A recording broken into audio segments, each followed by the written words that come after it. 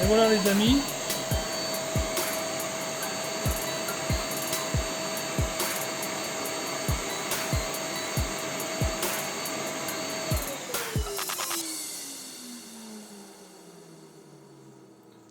Bon bah écoutez, voilà les gars.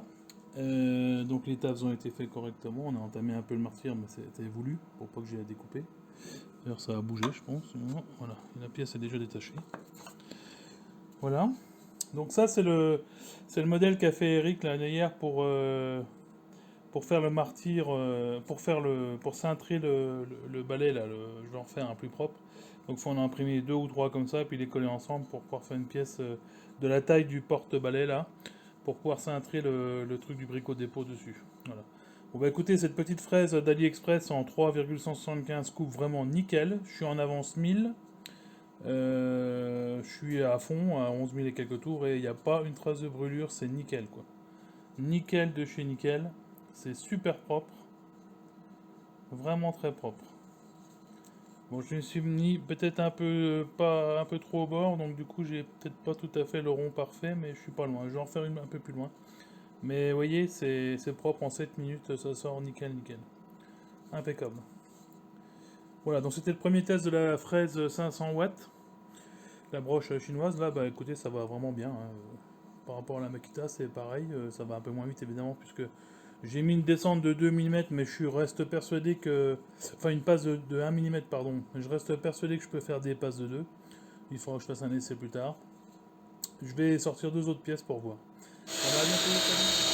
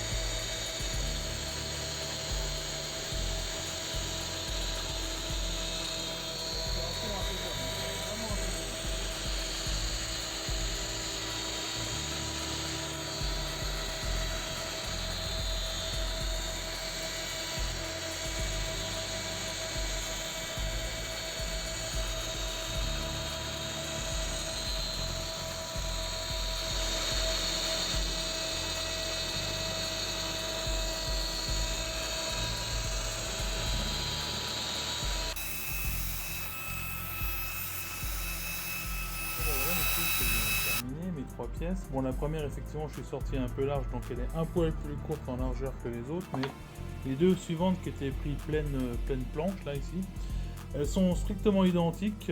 Bah, vous verrez les photos, j'ai pris les cotes, hein, c'est parfait, quasiment pour moi, en tout cas, ça me va largement. Ou à 1 ou 2 dixièmes, ça me va très bien. La coupe est parfaite, la copie est conforme, les deux pièces. C'est même incroyable par rapport à la Makita, à la différence de qualité, on sent bien que ça tourne plus rond.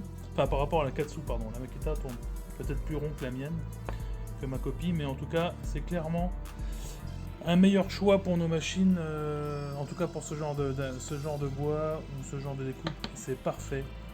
La broche est parfaite. Elle chauffe un peu quand même, mais plus que la Katsu, ça c'est clair. Donc c'est assez brûlant, sans être intouchable, donc c'est pas non plus de là à fondre le plastique, on en est loin.